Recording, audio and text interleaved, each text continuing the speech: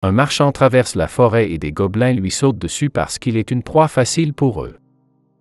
Le marchand crie à l'aide et, par chance, des guerriers arrivent. Les guerriers tuent le premier gobelin et demandent au marchand de continuer pendant qu'il tue les autres gobelins. Les héros retournent à la ville et à la porte de la ville se trouve Fête.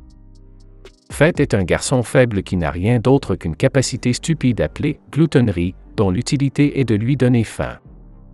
Son estomac fait des bruits et il se rend compte qu'il a faim pour la énième fois, mais il est pauvre et ne peut pas acheter de nourriture. Fête entend les guerriers parler du fait qu'ils ont tué des gobelins de niveau 6 et qu'ils ont gagné un peu de niveau. Le garçon sait qu'il ne pourra jamais atteindre leur niveau, car il n'a aucun talent et ne sait rien faire de bien. Pourtant, il est reconnaissant d'avoir au moins un travail. 3 chevaliers sacrés entrent dans la ville et les habitants les reconnaissent comme les frères Vlerick. Ils s'appellent Ado, Mémile et Raphaël. Ils sont connus pour la façon dont ils traitent les pauvres villageois et la façon dont ils se sentent au sommet du monde. Les autres villageois se demandent si Roxy, un autre chevalier saint, est aussi grossier que ces 3-là. Apparemment, Fête a été engagé par les frères Vlerick pour garder la porte en leur nom. Raphaël demande à Fête s'il ne s'est rien passé de terrible pendant leur absence, et le garçon répond docilement qu'il a gardé la porte avec diligence. Au lieu de lui remettre son salaire, Raphaël jette les pièces par terre et lui demande de les ramasser, et alors que le garçon s'efforce de le faire, Ado lui marche sur la main. Fête est allongé sur le sol et son estomac gargouille à nouveau. Raphaël affirme qu'il est un mauvais exemple pour quelqu'un qui travaille pour sa famille. Mémile demande à Fête s'il se sent chanceux de travailler pour eux. Il y a 2 types de personnes, celles qui ont et celles qui n'ont pas.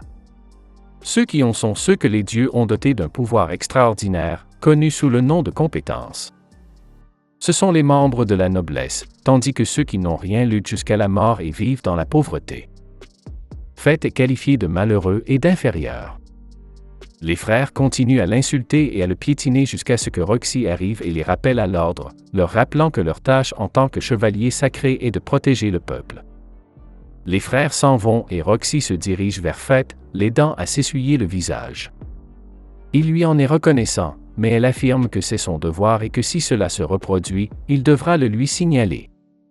Plus tard, le barman remarque la blessure sur le visage de Fête et prie pour que le garçon ne finisse pas comme la dernière personne qui a travaillé comme garde, en mourant misérablement.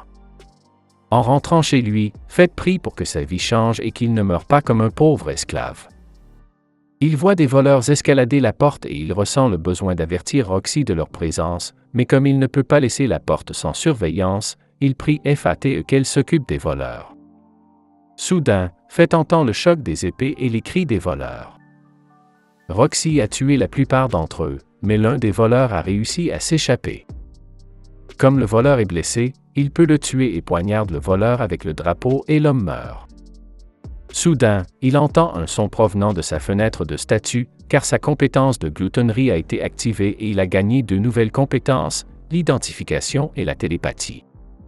Alors que Fête commence à se demander ce qui vient de se passer, Roxy se précipite vers lui pour lui demander s'il va bien, et voyant qu'il est confus, Roxy suppose qu'il ne va pas bien.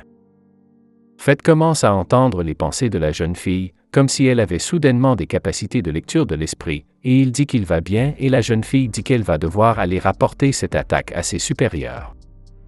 Elle lui tient à nouveau la main en lui disant d'être en sécurité et la capacité de Fête à lire dans les pensées disparaît. Roxy s'inquiète à nouveau car si Raphaël découvre que Fête a tué quelqu'un, il lui causera des ennuis, et tous deux se rendent compte qu'il vaudrait mieux que Roxy prenne la responsabilité de tuer l'assassin. Elle l'invitait à travailler pour sa famille, ce qui lui donnerait l'occasion de se rapprocher d'elle, mais il hésite à le faire, ce qui trouble Roxy, qui lui demande s'il va servir ses cruels frères jusqu'à son dernier souffle. Finalement, Fête accepte son offre et il retourne dans l'endroit fantomatique qu'il appelle sa chambre.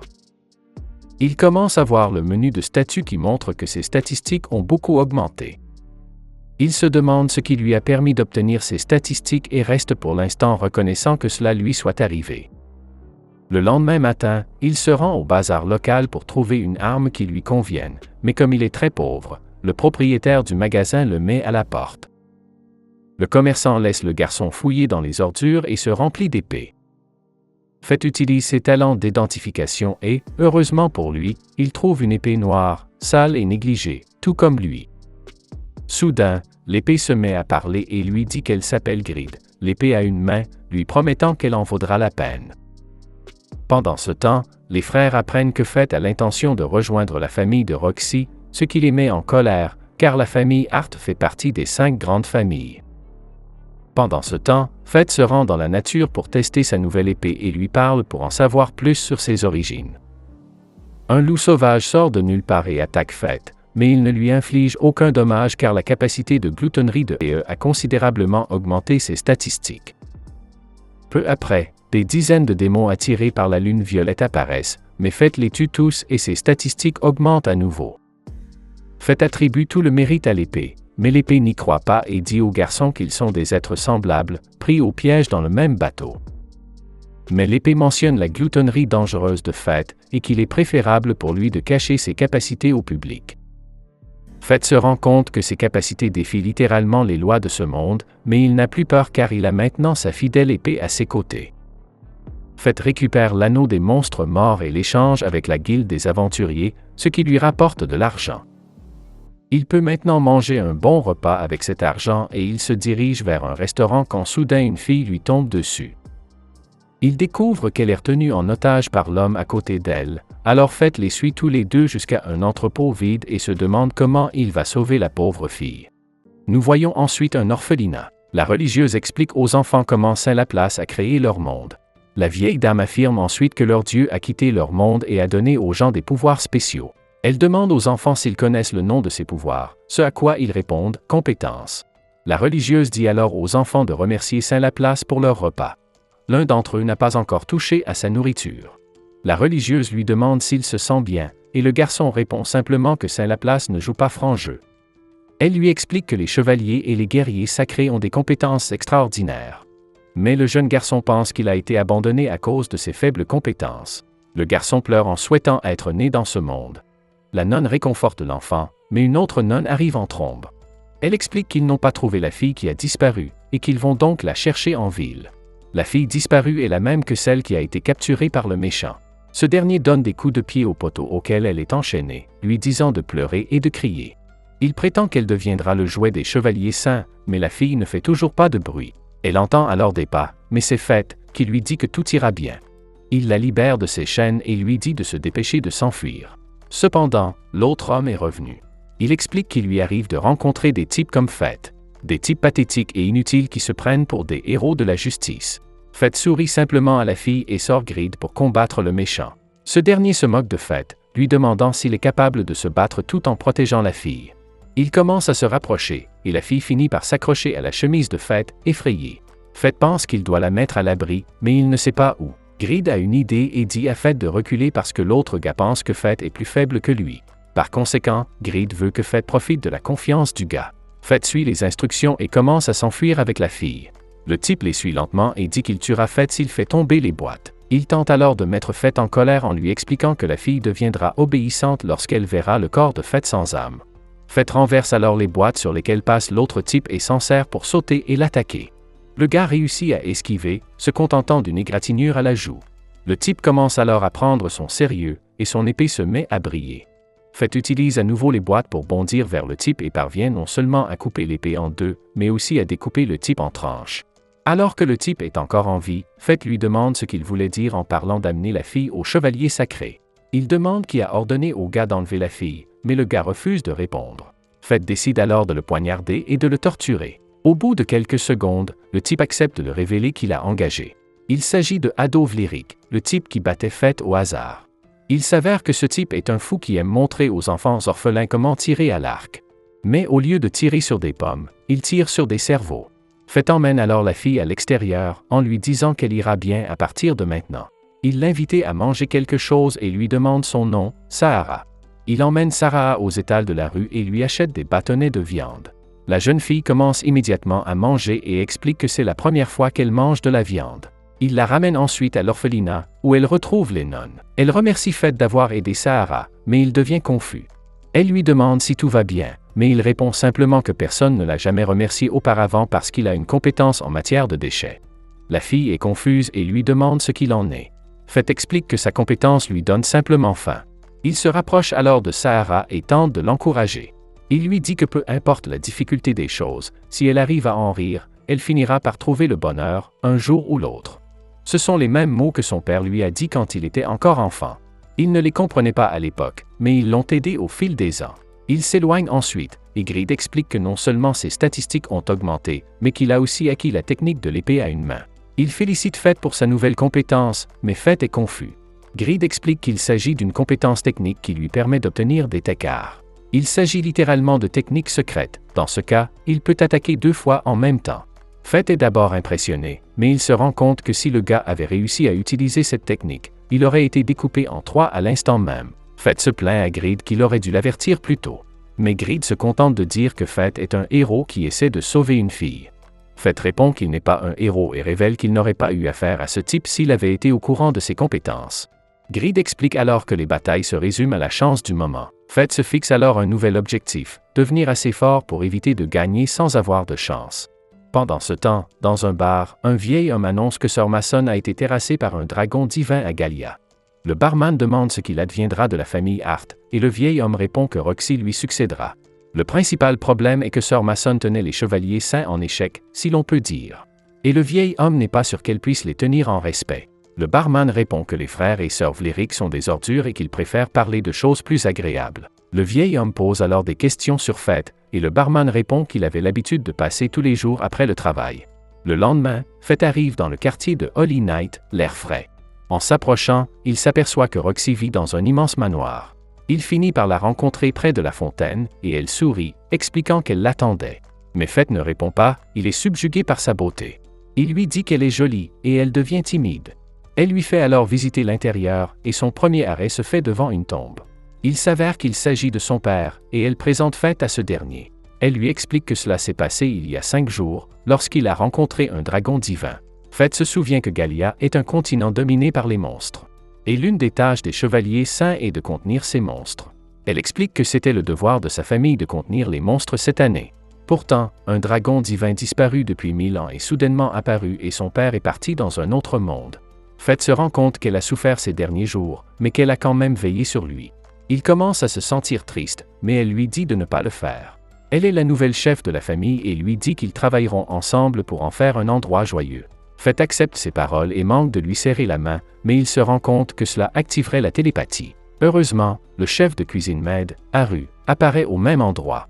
Roxy les présente l'un à l'autre, et elle commence immédiatement à menacer Fett, lui disant de se comporter comme un serviteur digne de ce nom. Mais d'abord, ils doivent déjeuner. Fett commence à dévorer de la viande et se comporte comme un type qui n'a mangé qu'une fois dans sa vie. Il s'avère que Fett est ensuite chargé de tailler les buissons tous les jours. Il doit les garder propres et bien rangés pendant toute une semaine. Les autres domestiques mentionnent qu'il devrait faire des pauses et ne pas se surmener. Mais ils mentionnent aussi qu'ils ont toujours pensé que Fett était bizarre parce qu'il parle à son épée. De plus, il se comporte comme un maniaque lorsqu'il mange de la viande. Fett ne répond que sur la viande, expliquant que la dernière fois qu'il en a mangé, c'était il y a 5 ans. Les vieux serviteurs commencent à rire jusqu'à ce que l'estomac de Fett se mette à faire du bruit. Haru apparaît alors, expliquant que Roxy veut le voir. Il suit Haru, mais trouve bizarre le bruit de son estomac. Haru l'emmène dans une autre partie du jardin, où il rencontre Roxy. Elle lui donne du thé et lui demande comment il s'est adapté à son travail. Mais Fett ne pense qu'à son estomac, il a encore plus faim à chaque seconde. Roxy lui crie littéralement fait à plusieurs reprises, jusqu'à ce qu'il revienne à la réalité. C'est le nom que lui donnait son père. Il lui révèle que son père est mort lors d'une chasse aux monstres. Il lui demande pourquoi elle l'a appelé Fett, mais elle dit que c'est un surnom pour Fett. Et depuis qu'il travaille pour elle, il fait littéralement partie de la famille. L'homme comprend mal tout cela, comme un adolescent qui vient de voir une fille lui sourire. Il est pris de vertige et s'effondre. Il se réveille dans sa chambre la nuit et lit un mot. Il s'agit d'un mot de Roxy, qui lui demande de prendre un jour de congé et de se reposer. Fett décide de demander à Greed pourquoi il a plus faim et pourquoi il s'est effondré. Greed explique qu'une fois que la compétence gloutonnerie a goûté aux âmes, elle ne peut plus être arrêtée. Fett est confus, mais Greed explique que plus il dévore, plus il devient fort. Mais cela lui donnera aussi envie de dévorer toujours plus. En activant sa compétence, il sera destiné à chasser et à dévorer des âmes jusqu'à son dernier jour de vie. Fett demande ce qui se passera s'il ne le fait pas. Greed explique qu'il n'y a que 2 possibilités. Soit il mourra de faim, Ou bien il perdra le contrôle et se déchaînera, mettant tout le monde en danger. Lorsque la fin de Fett atteindra ses limites, cela se verra dans ses yeux. N'ayant pas d'autre choix, Fett décide de sortir de la ville la nuit pour chasser. Il remarque que, pour une raison inconnue, tous les guerriers qui l'entourent sentent bon. Greed lui explique que c'est à cause de l'activation de son 1G Boost. Il explique également que c'est la raison pour laquelle les yeux de Fett sont rouges, et que c'est un pouvoir qui rend sa compétence gloutonnerie plus efficace. Grâce à ce pouvoir, il aura une meilleure vision nocturne, pour attraquer ses proies à l'odeur, tout en terrifiant et en paralysant les proies les plus faibles. Fett parvient enfin à trouver un groupe de gobelins. Il tranche les gobelins avec facilité et sourit comme un fou. Cependant, les petits gobelins ne suffisent pas à le satisfaire. Greed lui dit de se rendre dans la forêt des hobgoblins. Il suit ses instructions et rencontre des hobgoblins. Il commence à les découper en tranches, mais cela ne suffit jamais à le libérer de sa faim. Après une grande chasse, il parvient enfin à ne plus avoir faim. Il ne veut plus jamais ressentir cela. Soudain, le sol se met à trembler. Fett se cache et aperçoit un énorme monstre portant un humain à la main. Greed lui explique qu'il s'agit d'un roi gobelin. Les yeux de Fett changent immédiatement, et Greed explique qu'ils ont des statistiques similaires, mais que le gobelin a une régénération de santé. Le roi des gobelins s'assoit et déguste son dessert humain. Cela donne à Fett l'occasion de grimper à un arbre et de frapper le bras du roi des gobelins. Cependant, Fett est distrait par le dessert humain qui gît sur le sol. Le monstre tente de le frapper, mais Fett parvient à esquiver les coups. Il est clairement effrayé par les attaques, mais Greed lui dit de lui faire confiance et de se précipiter. Fett le suit et parvient non seulement à bloquer les attaques du monstre, mais aussi à le trancher. La compétence gloutonnerie s'active à nouveau, permettant à Fett d'atteindre un tout autre niveau. Il explique que les statistiques de Fett peuvent maintenant utiliser le premier niveau de Greed. Greed explique qu'il peut obtenir de nouvelles fonctions si Fett lui offre ses statistiques. Il dit alors que Fett peut être fort tout seul, ou qu'il peut rendre Greed fort, et qu'ils travailleront ensemble. Greed commence alors à se transformer en arc magique. Fett décide de la tester, et il s'avère que la flèche peut suivre la cible, battant facilement un gobelin qui se trouvait à proximité. Il décide ensuite de prendre les oreilles du roi des gobelins et de les déposer à l'orphelinat de Sarah. Il espère que les nonnes pourront nourrir les enfants pendant un certain temps. Le lendemain, Roxy tente de sortir discrètement de la maison. Fett ne la reconnaît pas et lui dit d'arrêter de bouger, pensant qu'il s'agit d'une voleuse. Fett s'excuse de l'avoir effrayée et lui fait remarquer qu'elle n'a pas l'air comme d'habitude. Il lui demande si elle se rend au château, mais elle répond simplement qu'elle se rend en ville pour une inspection secrète. Elle demande à Fett de n'en parler à personne, surtout pas à Haru, qui la grondera pour s'être habillée de la sorte. Fett promet de garder le secret et tente de retourner au travail. Roxy décide alors d'en faire un rendez-vous, dans sa tête. Elle lui dit que Fett l'escortera pendant l'inspection. Ils partent tous les deux, mais Roxy semble s'amuser un peu trop. Il lui dit de ralentir, mais elle lui dit d'arrêter de l'appeler Roxy, sinon les gens vont la remarquer. Elle lui demande alors de l'appeler Lexi. Greed se moque de Fett, qui dit à l'épée de se taire. Roxy pense que ces mots étaient pour elle et s'excuse d'avoir été ennuyeuse. Il tente d'esquiver une balle, et elle se sent soulagée, expliquant qu'elle est heureuse de passer du temps avec lui. Greed se moque de leur moment romantique, mais Fett en a assez et essaie de le jeter.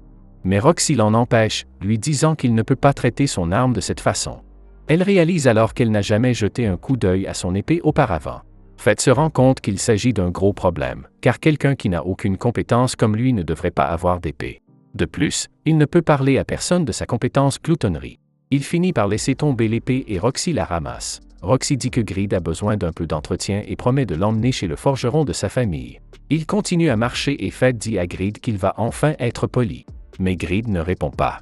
Il essaie de vérifier ce qui se passe, mais Greed prend simplement son temps après avoir été touché par Roxy. Il mentionne ensuite que Roxy sent bon, ce qui donne à Fett l'envie de le jeter. Mais Roxy lui dit de se dépêcher. Il quitte la ruelle et entre dans les rues de la ville.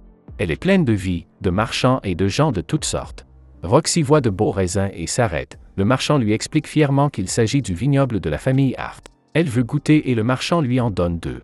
Fett en goûte un et le trouve tout à fait délicieux. Roxy finit par cracher le morceau en précisant qu'il a été cultivé chez elle.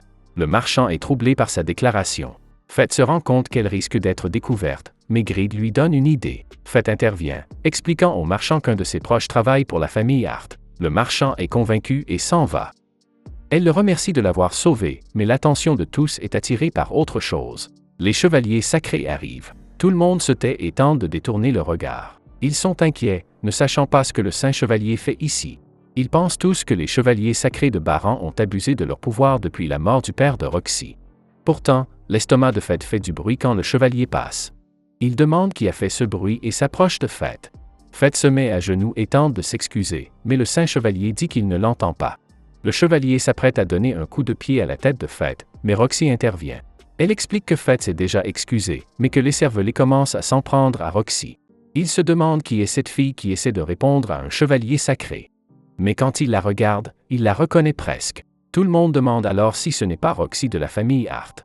Fett craint que tout le monde ne découvre la vérité. Mais Greed lui propose un plan, prétendre qu'ils sont amants. Fett est tellement choqué qu'il le répète à haute voix. Roxy l'entend et trouve l'idée géniale. Elle aide Fett à se lever et essaie de jouer la comédie. Elle dit qu'elle lui a préparé un petit déjeuner, mais qu'il ne l'a pas mangé. Fett essaie de jouer le jeu, et ils finissent par avoir leur moment romantique improvisé. À tel point que même Greed pense que cela devient assez gênant. Roxy s'en amuse et s'excuse auprès du chevalier avant de s'éloigner. Tout le monde commence alors à penser qu'il ne peut s'agir de Roxy Hart, car les chevaliers sacrés ne savent pas du tout cuisiner. Elle se dit alors qu'elle n'a jamais été en contact avec un garçon auparavant. Mais devinez quoi, Fett peut entendre ses pensées. Il entend que son cœur s'emballe et s'excuse tout en prenant ses distances. Elle ment, disant qu'elle est habituée, et commence à s'éloigner joyeusement. Fett se baisse, pensant qu'il pourrait être difficile pour lui d'escorter Roxy. Il remarque qu'elle s'est arrêtée à un étalage et la voit regarder une pierre précieuse rouge. Elle lui explique qu'elle s'y intéresse parce qu'elle est une fille. Elle remarque ensuite des sortes de pierres et demande au marchand si ce sont aussi des pierres précieuses. Le marchand lui explique que c'est du minerai, qu'il peut y avoir une pierre à l'intérieur ou non. Il faut tenter sa chance. Le marchand révèle que le minerai coûte 10 pièces de bronze et demande si elle veut essayer. Greed explique que Fett peut facilement trouver les meilleurs minerais grâce à sa compétence d'identification. Fett essaie alors de regarder les pierres, jusqu'à ce qu'il remarque que Roxy regarde simplement une gemme bleue. Il se rend compte qu'elle a l'air d'une fille normale et non d'un chevalier sacré. Le marchand profite de l'occasion pour proposer une réduction si Fett achète la gemme à sa compagne. Fett devient timide et Roxy décide de s'éloigner. Il la suit et elle demande si Fett a des connaissances guerrières. Fett lui parle de Minerva et de l'hiver, mais Roxy lui explique qu'elle a besoin de parler à des guerriers en activité, pas à des retraités.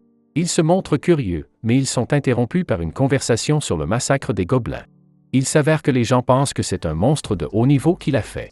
Roxy se lance alors à la poursuite des deux types qui en parlaient.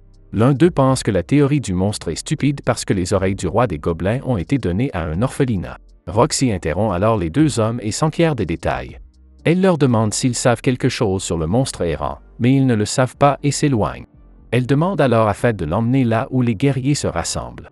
Il comprend alors que Roxy enquête sur le monstre errant qui est apparu dans la ville ces derniers jours. Il l'emmène au bar et le barman, qui croyait Fett mort, est surpris de le voir vivant. Il présente Roxy comme sa collègue, mais le barman commence à l'interpeller. Il mentionne qu'il a disparu pendant un certain temps et qu'il ramène maintenant sa copine. Fett s'énerve et craint que Roxy ne soit offensée. Greed mentionne même qu'il pourrait perdre la tête. Roxy réagit en détruisant sa tasse, non pas parce qu'elle est en colère, mais parce que c'est ce qu'elle veut, être applaudie. Le repas est copieux et le barman explique ce qu'il sait sur le mystérieux gobelin essuie-glace. Il explique littéralement qu'un guerrier a trouvé un tas de gobelins avec les oreilles encore intactes. Roxy est confuse car tout le monde enlève les oreilles pour les vendre. Elle pense donc qu'il s'agit d'un monstre errant qui a migré d'une autre région. Le barman explique que ce serait mauvais pour les affaires, ce qui rend Fett perplexe. Le barman entre dans les détails et explique que les gens doivent passer par les plaines des gobelins s'ils veulent faire des affaires en ville ou à l'extérieur. Par conséquent, les gens ne voudront plus voyager et cela détruira l'économie de la ville. Fett commence à se rendre compte de son erreur lorsqu'un vieil homme entre dans le bar.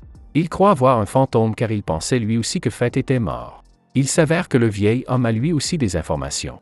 Il pense que le monstre errant est une liche. Par conséquent, les chevaliers sacrés vont prendre des mesures directes pour s'en débarrasser. Greed explique à Fett que ce sera un problème car il a perdu toutes ses statistiques. Mais ce qui inquiète le plus Fett, c'est que Roxy rejoigne la chasse et le voit. Un groupe de guerriers itinérants entre dans le bar, et vous savez, le comportement typique. Ils attrapent l'épaule de Roxy et l'invitent à s'amuser avec eux. Fett se lève pour la protéger, mais elle se lève aussi et utilise ses compétences pour pousser le gars contre le mur. Tout le monde se rend compte que seul un chevalier sacré peut faire une chose pareille. Elle révèle alors son identité et s'excuse d'avoir essayé de tromper tout le monde. Les guerriers s'agenouillent pour s'excuser, effrayés, et tentent même de la payer pour qu'elle reste en vie. Elle leur dit de mettre leur argent de côté car elle ne veut pas que les gens aient peur des chevaliers sacrés, un groupe qui devrait protéger les faibles. Elle révèle qu'elle partage le rêve de son défunt père. Vivre dans un monde où tout le monde pourrait rire sans se soucier de son statut. Le vieil homme réalise alors que Roxy est comme son père.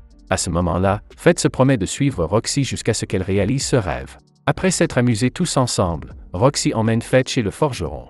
Greed adore le massage de polissage et explique qu'il coupera encore plus vite. Fett la remercie de l'avoir aidé à entretenir Greed. Roxy explique qu'il l'a aussi aidé à obtenir plus d'informations sur le monstre errant. Fett devient alors curieux et lui demande pourquoi elle n'était pas au courant de la chasse. Elle explique que depuis le décès de son père, la famille Vlerick profite littéralement de la situation pour régler des affaires sans l'en informer. Soudain, ils entendent deux voix et vont voir ce qui se passe. Ils remarquent que Ado tire le bras d'un enfant et Roxy lui demande de le relâcher. La jeune fille prétend qu'ils ne font que protéger un enfant perdu. Mais Roxy ordonne à Fett d'aider l'enfant. Ce faisant, le chef du trio tente de parler à Fett. Mais notre garçon l'ignore. Roxy dit alors au trio qu'elle va s'occuper de l'enfant et décide d'interroger le chef. Elle lui demande pourquoi il ne l'a pas informé de la chasse aux monstres errants. Le gars essaie de l'écarter en disant qu'il a supposé qu'elle serait occupée à penser à son père. Roxy affirme qu'elle va bien, mais le type l'ignore et s'en va. Ado, le psychopathe, dit au gamin et à Fett qu'ils sont des ordures avant de s'en aller. Le gamin révèle alors qu'il déteste les chevaliers sacrés, ce qui pousse Roxy à s'excuser. Il est confus, mais Fett lui demande rapidement si sa mère l'a perdu, ce qui amène Fett et Roxy à l'aider à chercher sa mère. Fett pense qu'il s'est également perdu lorsqu'il est arrivé en ville il y a 5 ans. Cependant, il a été aidé par une femme chevalier sacré. Il se demande ce qu'elle est devenue, car il ne l'a jamais revue depuis. Mais on peut clairement remarquer qu'il s'agit de Roxy lorsqu'elle a les cheveux courts. Après quelques heures de marche, il ne trouve toujours pas la mère de l'enfant. Cependant, elle apparaît un peu plus tard, à la recherche de son fils. Fett est heureux qu'ils aient réussi à la trouver, et il est enchanté lorsqu'il voit le sourire pur de Roxy. Elle lui demande pourquoi il la regarde, et il essaie de s'excuser. Il dit qu'il se fait tard et qu'ils doivent rentrer. Roxy comprend alors la situation et lui fait promettre une chose. S'ils ont des ennuis, ils les auront ensemble. Il promet qu'ils le feront et il se précipite à la maison. Plus tard dans la nuit, Fett demande à Greed s'il existe un moyen de chasser les monstres sans que Roxy ne le découvre. Greed lui suggère de se procurer un masque spécial. Il se rend compte qu'il s'agit d'un objet magique qui modifie la perception. Greed explique que le masque lui donnera une apparence différente pour ceux qui le verront. Fett pense que c'est parfait et l'achète. En même temps, il finit par acheter un minerai à l'autre marchand. Il donne le minerai à Roxy, qui s'en étonne un peu. Il lui explique simplement qu'elle l'aide littéralement dans tous les aspects de sa vie et lui demande d'ouvrir. Elle s'exécute et remarque une énorme gemme bleue à l'intérieur. Elle lui promet de la conserver précieusement et lui demande s'il veut 1 an de viande en récompense. Ou peut-être une pierre à aiguiser pour aiguiser Greed. Vous savez que Greed veut la pierre à aiguiser, mais Fett refuse les deux. Pendant ce temps, les chevaliers sacrés se réunissent sans le consentement de Roxy. Le chef du trio prétend qu'ils vont discuter de leur excursion à Gallia. Si vous avez aimé la vidéo, abonnez-vous, laissez un like et un commentaire pour aider la chaîne à grandir. Merci d'avoir regardé cette vidéo.